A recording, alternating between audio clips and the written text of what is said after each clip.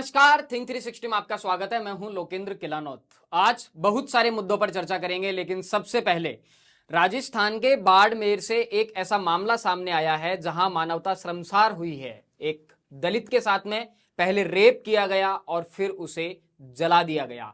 उसके अलावा दूसरे बहुत से मुद्दे हैं जिन पर आज हम वरिष्ठ पत्रकार और राजनीतिक विश्लेषक प्रदीप बिदावत के साथ में चर्चा करेंगे। प्रदीप जी, स्वागत है आपका। बाड़मेर से जिस तरह की खबर सामने आई है, इससे पहले उदयपुर से सियासत के मौसम बदलते रहते हैं, नए नए समीकरणों पर हम चर्चा करते हैं। मुद्दा सबसे बड़ा यही है कि राजस्थान में लॉ एंड ऑर्डर आखिरकार क्या रहा है। सर, उदयपुर वाला केस देखें या ये केस देखें, ये सामाजिक अपराधों की श्रेणी में आते हैं, दुष्कर्म और इंडिविजुअल जो भी रहते हैं। लेकिन जिस तरह से संगठित अपराध हावी हुआ है, उससे जो समाज में रहने वाला तबका है उसमें भी डर खत्म हुआ है कानून का। एक मैकेनिज्म होता है पूरा। एक राजस्थान जैसा बड़ा प्रदेश जिसमें 8 करोड़ की आबादी है, 3,42,000 वर्ग किलोमीटर का एरिया है, 1400 से 1500 के आसपास थाने हैं, फिर बहुत सारे जिले, पुलिस जिले हो गए, अब तो 50 हो जाएंगे, ज्यादा ही हो जाएंगे। तो उनपे जो मॉनिटरिंग का एक सिस्टम होना चाहिए होम मिनिस्टर का, वो नहीं है। और होम मिनिस्टर जो है वो एसपीज को टाइट रखे और उनकी रिपोर्टिंग सीएम ले। राजस्थान में यह है कि दोनों ही विभाग मुख्यमंत्री के पास है। ऐसे में इसका जो प्रॉपर एग्जीक्यूशन सिर्फ और सिर्फ अधिकारियों के भरोसे है। ऐसे में जनता जो है उसमें जो बात कही जाती है, आम जन में विश्वास और अपराधियों में डर, ये थोड़ा सा उल्टा हो गया। आम जन में डर पैदा हो रहा है। ये जो घटना है बाड़मेर वाली, इसमें एक अपराध होता है, उसके बाद की कार्रवाई क्या होती है उस पर चर्चा करनी चाहिए, क्योंकि अपराध की अपनी एक प्रकृति है, अपराधी का अपना एक नेचर है। लेकिन ये प्रकरण है गुरुवार का, यानी 2 दिन पहले का प्रकरण सामने आ गया, रिपोर्ट दे दी, इसके बाद 1 दिन बाद मुकदमा दर्ज होता है। अब मुकदमा दर्ज करके आप एविडेंस कब कलेक्ट करेंगे? तो कानून की व्यवस्था में जस्टिस डिलेड, जस्टिस डिनाइड। अगर आप जस्टिस या व्यवस्था को डिले करते हैं एविडेंस कलेक्शन की, तो वो दूर होती जाएगी।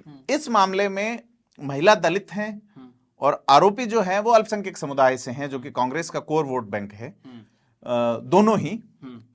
तो इसको कई लोग राजनीति की नजर से भी देख रहे हैं, लेकिन चूंकि ये एक सद्भाव बना रहे और वो चीजें होनी चाहिए, तो इसे इस नजर से नहीं देखा जाना चाहिए था। सोशल मीडिया पे वगैरह कुछ लोग तो ये इस तरह से करना गलत है। परंतु इस मामले में एक तो एफआईआर का लेट दर्ज होना, दूसरा थिनर डाल के आग लगा देना, उस महिला की हालत बहुत गंभीर है।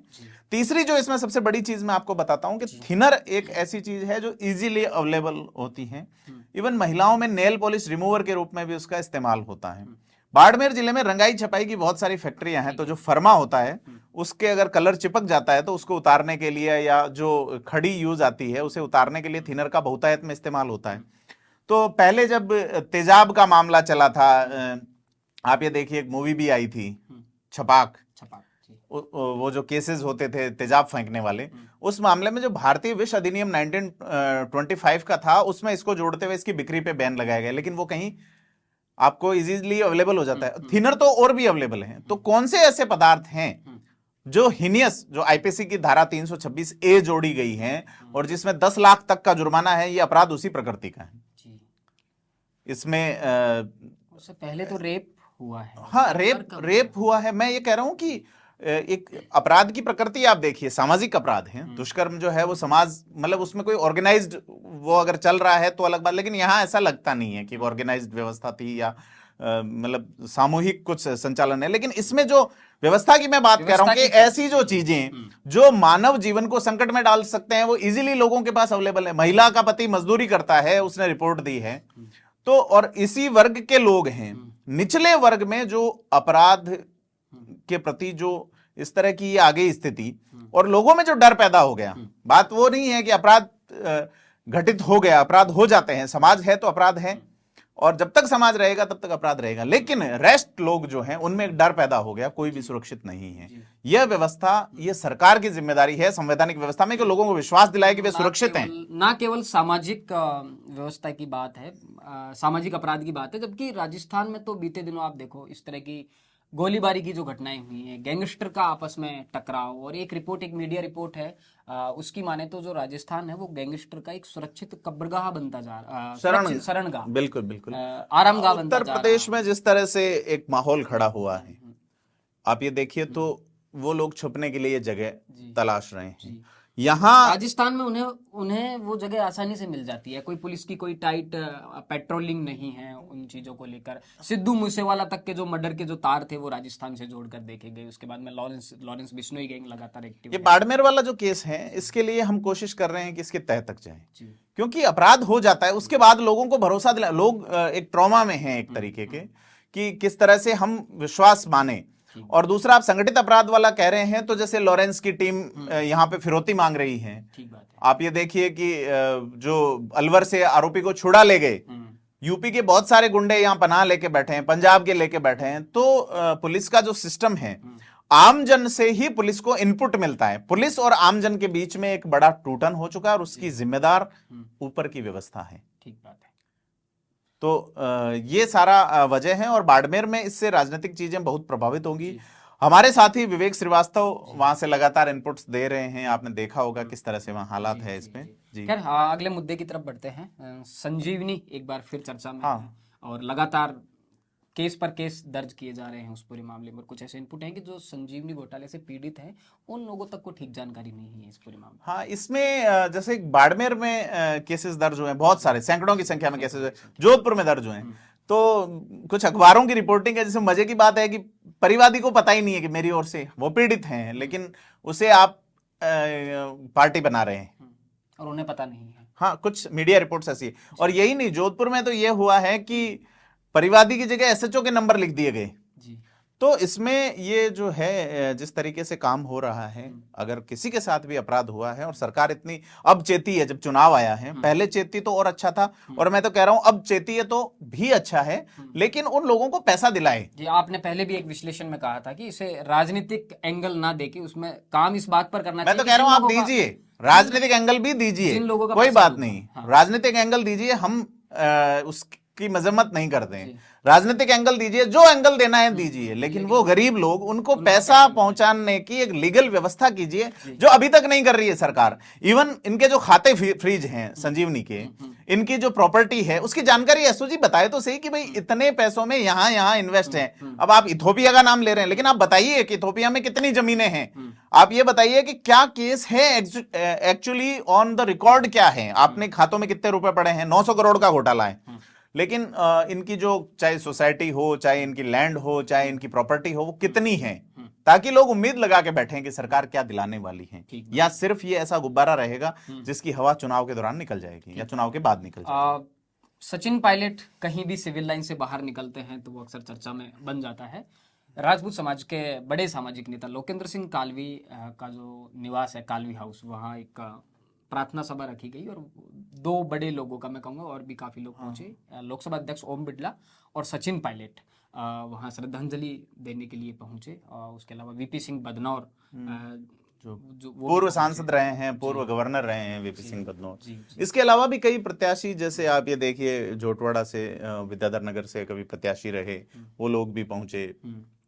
कई राजनीतिक लोग आए थे, और कई अधिकारी, जैसे आईजी अनिल पालीवाल भी आए थे।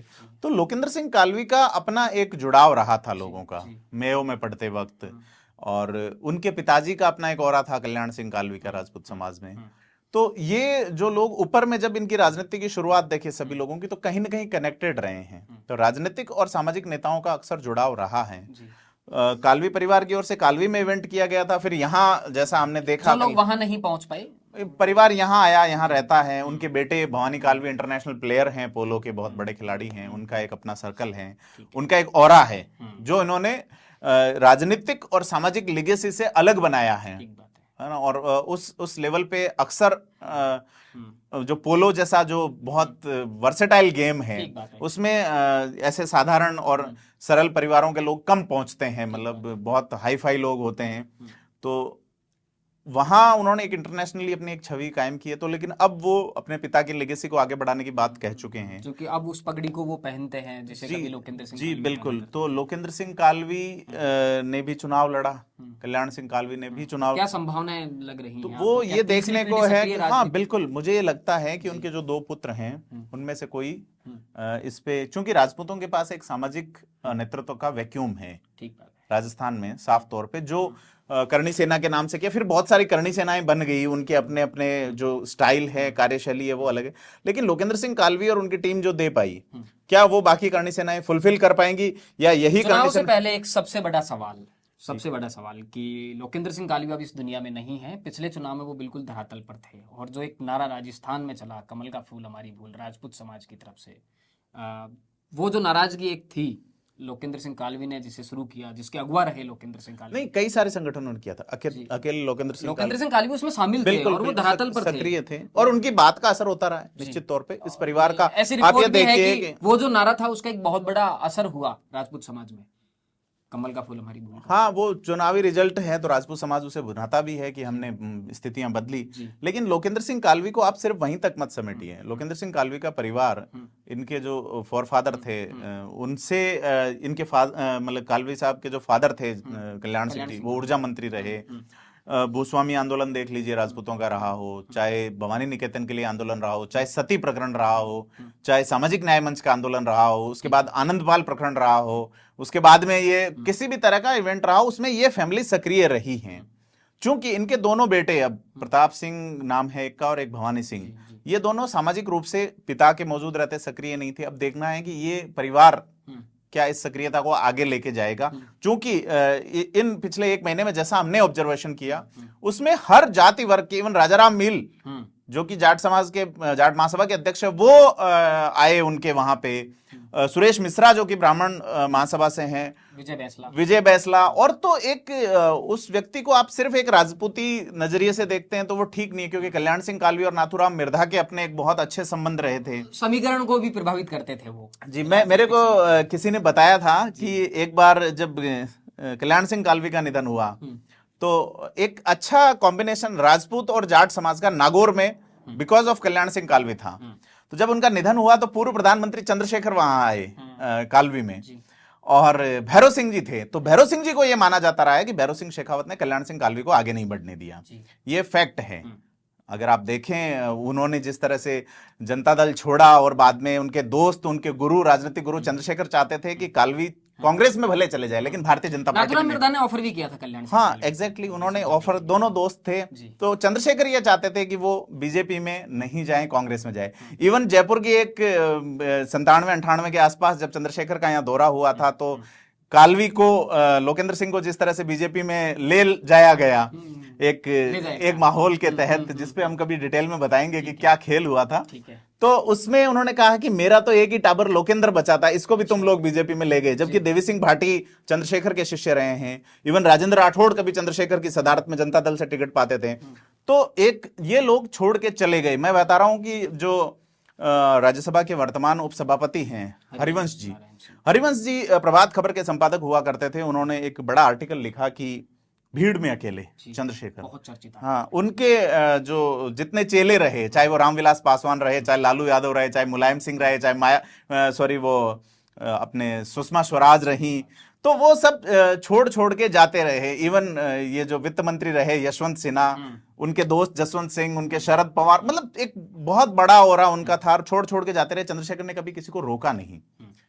एक नेता के लिए तो ये कहा जाता है कि उन्होंने खुद हाथ पकड़ के ले गए सोनिया गांधी के वहां पे और कहा कि ये हमारा आदमी है और इसको आप एडजस्ट कीजिए। तो उसे तो सोनिया गांधी ने न केवल सांसद का टिकट दिया पहली बार, बल्कि मंत्री बनाया केवल। तो ये उनका एक औरा था।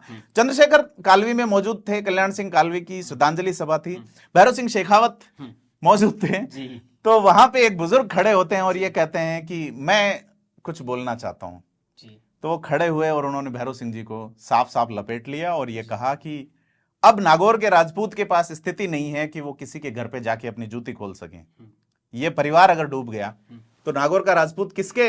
और भैरव सिंह, मतलब उससे पहले कुछ खेल हुए थे, सुंदर सिंह भंडारी गुजरात वाला मामला जो रहा, सरकार गिराने वाला, उसमें कालवी को किस तरह से प्रोजेक्ट करके और उनका एक पॉलिटिकल जो डिमोलिशन हो गया उनका। भैरव सिंह को अजात शत्रु कहा जाता है ना, तो राजनीति का।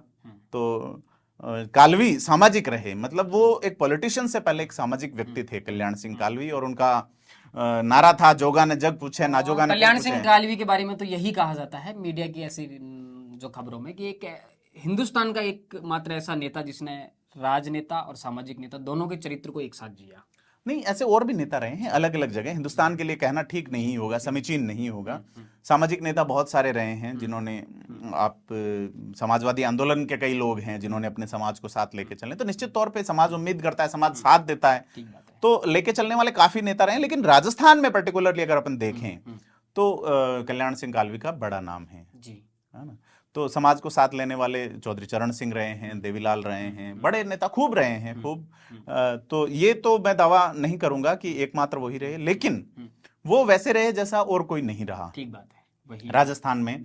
तो इस परिवार को निश्चित तौर पे एक विचार करना होगा, और इनके साथ जो जुड़े हुए लोग हैं उनको कि भी इस परिवार की जो लेगेसी है, जिस तरह की इनकी एक क्वालिटी है, तो उसे कैसे आगे लेके चला जाए। ठीक बात है। आरएसएस का एक बहुत बड़ा कार्यक्रम जयपुर में चल रहा है, हालांकि सरसंघचालक कल जो मोहन भागवत का स्पीच था वो पूरा सेवा पर था, सेवा के इर्द गिर्द था, लेकिन अप्रत्यक्ष रूप से उन्होंने वो बातें कही। मोहन भागवत जी ने कभी पॉलिटिकल स्पीच मुझे नहीं लगता कभी दिया भी है। नहीं, पॉलिटिकल भी नहीं, कल का जो उनका पूरा भाषण था वो सेवा पर था। हाँ। उन्होंने ईसाई मिशनरीज को भी अपने भाषण में टारगेट किया कि हमारी जो सेवा है वो उससे कहीं ज्यादा, कई गुना ज्यादा है। उन्होंने कहा कि जो स्पीच संत नगाड़े की जो ध्वनि है वो देश में थम चुकी है। मैं आपको अर्ज करूं, उन्होंने ये कहा कि सेवा की जब बात होती थी आज से कुछ दशक पहले, तब ईसाई मिशनरीज को माना जाता था। लेकिन उन 4 प्रदेशों में, जो हिंदी भाषी प्रदेश साउथ के, जो मलयालम, जो तमिल और जो तेलुगु कन्नड़ बोलने वाले जो प्रदेश हैं, वहां पे जब एक संगम हुआ संतों का, तो पता चला कि सेवा में मिशनरीज से ज्यादा सेवा ये कर रहे हैं। तो उन्होंने ये नहीं कहा कि मिशनरीज सेवा नहीं कर रही है, कोई आलोचना नहीं की, आलोचना नहीं। तो उन्होंने ये, और 5 साल पहले भी जामडोली में इसी तरह से आरएसएस के एक प्रकल्प का कार्यक्रम हुआ था। मोहन भागवत उस समय भी आए थे। बिल्कुल चुनावी वर्ष है, और आरएसएस का बड़ा प्रवर्ग यहाँ पे चलता है, एक बड़ी टीम है, तो एक इंटरनली मैसेज होता है। और कांग्रेस की बजाय बीजेपी को अगर अपन देखें, कांग्रेस में सेवा दल खत्म है, बीजेपी का ये जो सिस्टम है उसमें आपका जो संगठन महासचिव होता है वो आरएसएस का ही होता है। तो आरएसएस का ही चंद्रशेखर वहां मौजूद थे, राजेंद्र राठौड़ थे, अरुण चतुर्वेदी थे, क्या नाम उनका, कालीचरण सराफ थे, उसके अलावा कई सारे नेता थे। इवन वो तो वसुंधरा राजे कोविड पॉजिटिव हैं, लेकिन अगर वो भी नजर आ सकती थी अगर देखा जाए तो। आप ये देखिए कि मंच पे जो जगह दी गई वो मारवाड़ के एक बड़े संत प्रतापपुरी तारा को मंच पे जगह दी गई। हालांकि बोलने के लिए जो लोग आए उसमें अगर मुख्यमंत्री की दौड़ वाली बात करें तो कल वाले इवेंट से लगता है कि जिस तरह से अजय पीरामल को मौका दिया गया, उनकी बड़ा उनको एक स्थान दिया गया, तो उससे लगता है कि अब राजस्थान का मुख्यमंत्री कौन होगा, ये शेखावाटी से कुछ इनपुट्स आएंगे उसमें। आप ये देख सकते हैं कि वहां से शेखावाटी से ही उपराष्ट्रपति होना। मोहन भागवत इससे जस्ट पहले शेखावाटी गए भी थे, तो शेखावाटी के लिए खुशखबरी आ सकती है कि या तो वहां से हो सकता है राजेंद्र राठौड़, या नहीं, मैं ये नहीं कहता राजेंद्र राठौड़, या तो वहां से तय होगा, वहां से कि वो तय करेंगे कि कौन होगा। तो ये इन्हीं में से कुछ लोग हैं, ओम बिरला हो सकते हैं उस कनेक्शन से। तो ये सारी अंदर की बातें हैं जो क्लियर होंगी तो हम आपको लगातार उससे अपडेट करेंगे। जी। तो वरिष्ठ पत्रकार प्रदीप विदवत से राजस्थान के बहुत सारे मुद्दों पर हमने चर्चा की। कल जैसे ही सियासत का मौसम बदलेगा आपके साथ जुड़ेंगे। राजस्थान से जुड़े तमाम मुद्दों को जानने और समझने के लिए जुड़े रहिए थिंक 360 के साथ।